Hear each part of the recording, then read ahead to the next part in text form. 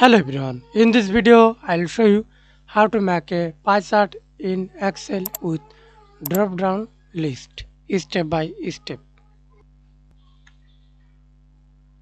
Example, click E2 cells, then go to data tab, data validation,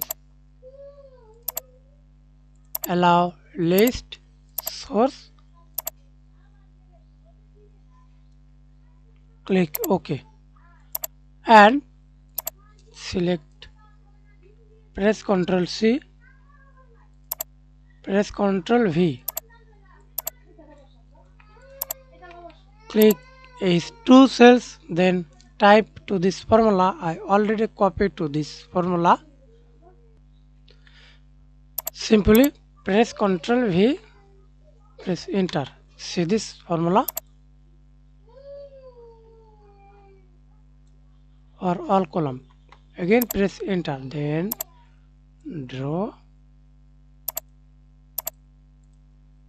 select product and sales, go to insert tab, recommended chart, pie chart